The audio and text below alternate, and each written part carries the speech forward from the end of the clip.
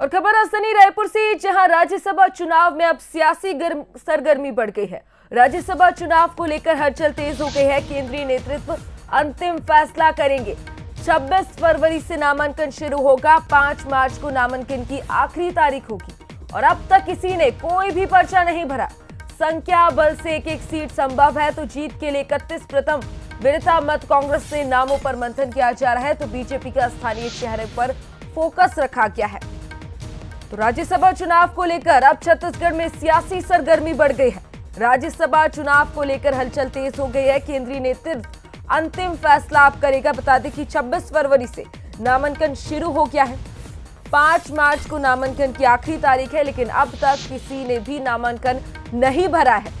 संख्या बल से एक सीट संभव है, तो कांग्रेस लगातार आदिवासी चेहरों पर फोकस रख रही है। तो वहीं बीजेपी की बात करें तो स्थानीय चेहरों पर फोकस बीजेपी रखे हुए है। राज्यसभा चुनाव को लेकर लगातार सियासत गरमाई हुई है। छत्तीसगढ़ में कांग्रेस भी 3 नामों पर मंथन कर रही है। उसके अलावा भी कोई हो सकता है, लेकिन 3 प्रमुख चेहरे की बात करें तो उसमें दीपक बैज का भी नाम था और टीएस सिंहदेव का भी नाम उसमें था। वहीं अगर बीजेपी की बात करें तो बीजेपी स्थानीय चेहरों पर फोकस बनाए हुए है। संख्या बल से एक सीट संभव हो सकती है। और चलिए इसी खबर पर ज्यादा जानकारी के लिए हमारे साथ अनंत जुड़ गए। अनंत, 5 तारीख आखिरी डेट है, लेकिन उसके बाद भी अब तक किसी ने नामांकन नहीं भरा है। वहीं अगर हम कांग्रेस की बात करें तो 3 चेहरों पर मंथन किया जा रहा है। आदिवासी चेहरे की बात करें तो वहां जा सकती है, और अगर बीजेपी की बात करें तो वो स्थानीय चेहरों पर फोकस बनाए हुए है।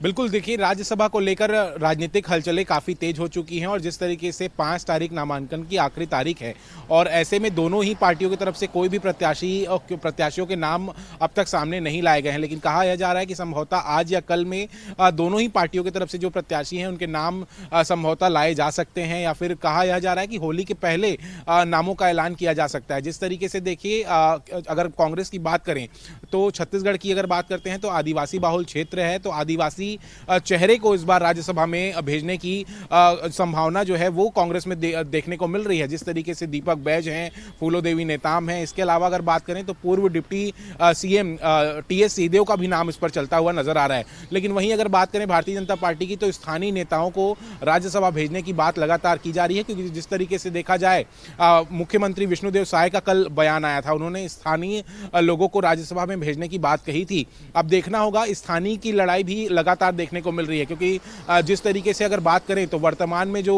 राज्यसभा सांसद हैं केटीएस तुलसी और रंजिता रंजन, ये दोनों बाहर से हैं, तो इसको लेकर लगातार पैरासूट लैंडिंग को लेकर यहाँ पर पॉलिटिकल राजनीति जो है देखने को मिलती थी और लगातार इस पर काफी सियासत भी देखने को मिली है।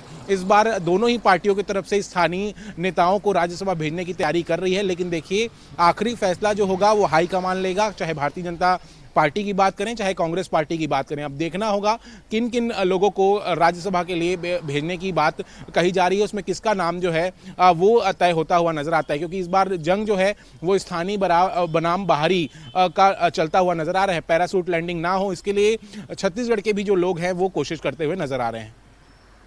बिल्कुल अनंत, अब देखना होगा कि किसके चेहरे पर राज्यसभा चुनाव होते हैं। फिलहाल शुक्रिया आपका तमाम जानकारी के लिए।